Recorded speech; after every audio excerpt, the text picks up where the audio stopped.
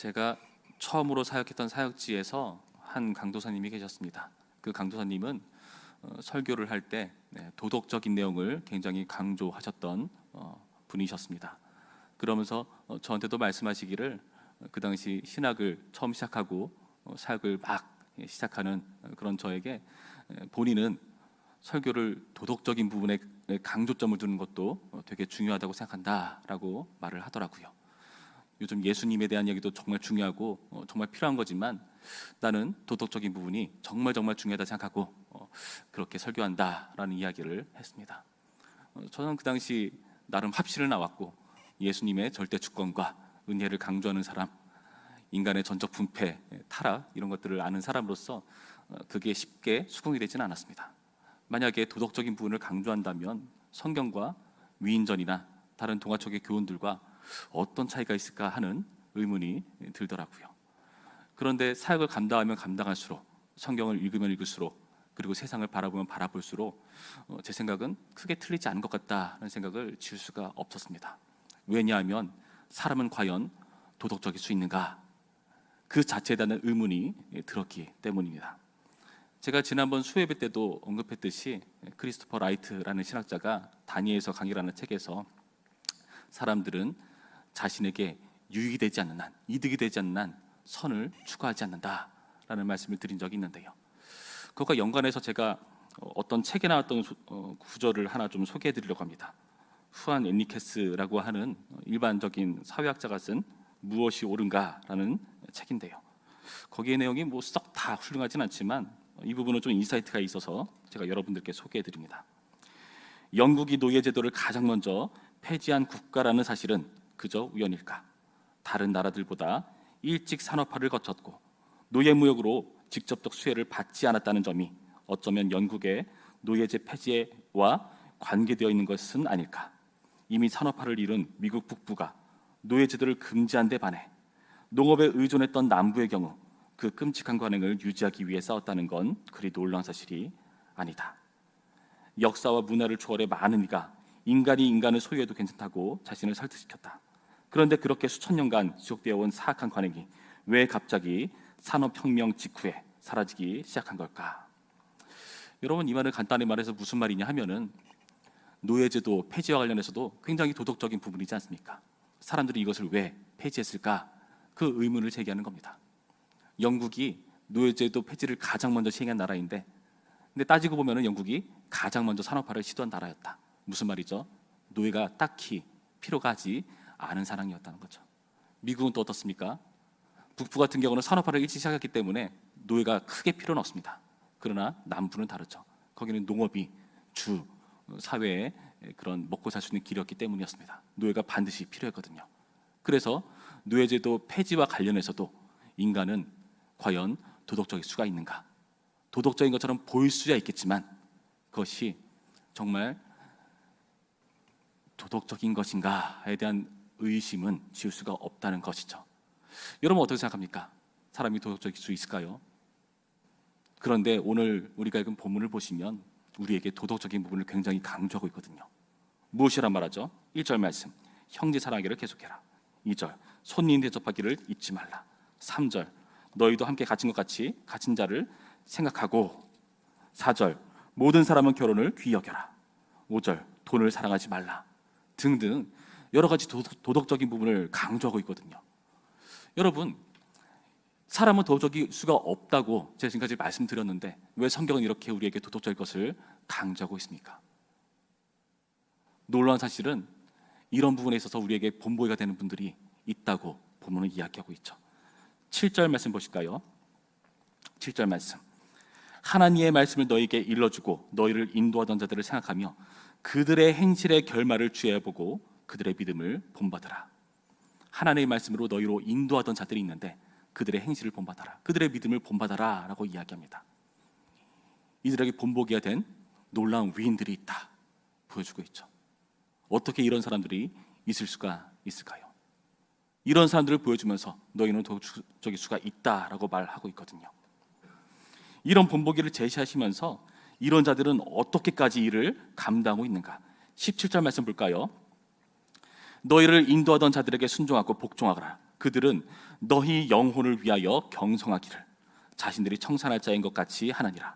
그들로 하여금 즐거움으로 이것을 하게 하고 근심으로 하게 하지 말라. 그렇지 않으면 너희에게 유익이 없느니라. 이들을 인도하던 자들이 이처럼 이 히브리 본문을 대하고 있는 이 사람들에게 대우하고 이들을 위하여 경성하기를 자신들이 청산할 자인 것 같이 했다.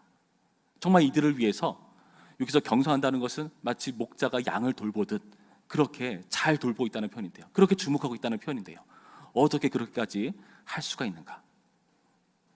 만약에 믿지 않는 사람들이 그런다면 우리는 속으로 의심할 겁니다. 뭔가 꿍꿍이가 있을 것이다. 뭔가 나한테 얻고자 하는 바가 있을 것이다. 세상이 다 그렇죠. 세상에 그런 국제정세가 돌아간 것을 보면은 사람들은 이익을 따라서 움직입니다.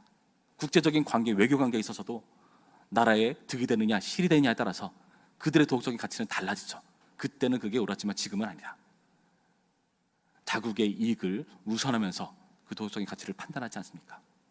그런데요, 그런 거 보지 않고 이들을 돌보고 살펴보고 이들을 위해서 말씀을 전달해주고, 그리고 그들의 삶 또한 도덕적이고 믿음으로 본보기가 될 만한 자들이 있다고 제시하죠. 어떻게 이럴 수가 있습니까? 그것은요, 8절 말씀에 힌트가 있습니다. 우리가 7절 말씀에 그 행실의 결과를 주의하보고 그들의 믿음을 본받으라 라고 말하면서 8절에 무엇이라 말합니까? 예수 그리스도는 어제나 오늘이나 영원토록 동일하시느니라. 동일하신 예수님을 지금 이들에게 보여주고 있다는 거죠. 세상은 변합니다. 세상은요, 예전에 잘했다고 지금 잘해주는 게 아닙니다. 예전에 잘 못했다고 지금 나에게 잘 못하는 게 아니죠. 그때그때 이 관계에 따라서, 득실에 따라서 도덕적이냐 아니냐가 결정될 수가 있죠.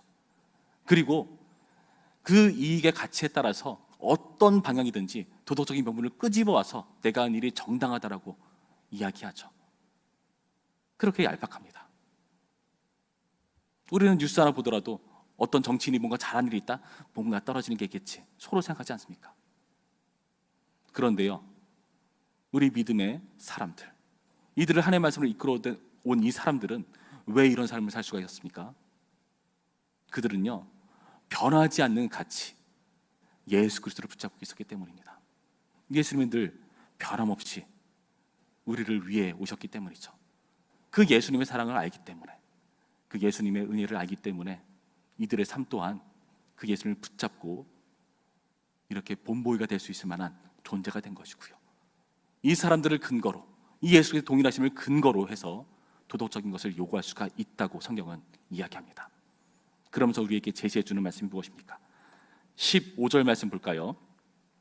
그러므로 우리는 예수로 말미암아 항상 찬송의 제사를 하나님께 드리자. 이는 그 이름을 증언하는 입술의 열매니라. 찬송의 제사를 하나님께 드리자고 합니다. 찬송이 뭘까요? 노래하는 것을 말하기도 하겠죠. 여기서 찬송의 진짜 의미는 무엇이냐 하면은 칭찬하고 자랑한다는 의미가 있습니다. 무엇을 칭찬하고 자랑합니까? 이 찬송의 제사가 무엇으로 말미암아 일어났습니까? 예수로 말미암아 항상 찬송의 제사를 하나님께 드리자. 예수로 말미암아 일어난 칭찬과 자랑이 무엇일까요? 예수님의 구원에 대한 자랑, 우리를 구원하신 것에 대한 칭찬, 이것이 찬송이라고 표현이 되는 것입니다. 여러분, 이것이 단순히 노래라는 표현으로만 등장할까요? 입술만 하고 끝입니까? 그렇지가 않죠. 그렇다면 그 다음 구절이 나올 리가 없습니다. 16절 말씀 우리 한 목소리로 있습니다. 16절 시작. 오직 선을 행함과 서로 나누어 주기를 잊지 말라. 하나님은 이 같은 제사를 기뻐하시느니라. 아멘. 하나님이 기뻐하시는 제사, 찬송의 제사를 말하면서 하나님이 기뻐하시는 제사를 말한대요. 그게 무엇이죠? 오직 선을 행함과 서로 나눠주기를 잊지 말라. 도덕적인 부분을 이야기하고 있다는 겁니다. 여러분, 세상은요 얄팍합니다.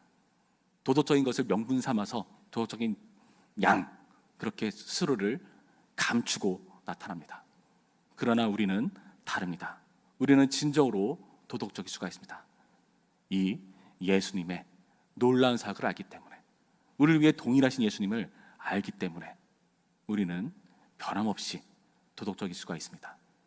그래서요, 교회가 있는 게 이 세상 가운데 소망입니다. 송탄지의 교회가 이 지역에 있는 게 소망입니다. 여러분이 여러분의 가정에서, 직장에서, 여러분의 관계하는 사람들과 그 자리에 함께 있는 것이 복입니다. 우리가 복의 근원으로 그 자리에 부름을 받았습니다. 우리가 유일하게 도덕적일 수가 있다고 희망을 우리에게 제시하고 있거든요. 여러분, 이 말씀을 교훈 삼으셔서 우리 삶 가운데 이런 도덕적인 삶을 포기하지 않는, 예수님 때문에 도덕적 수 있는 우리 모두가 되기를 주님의 이름으로 축원합니다.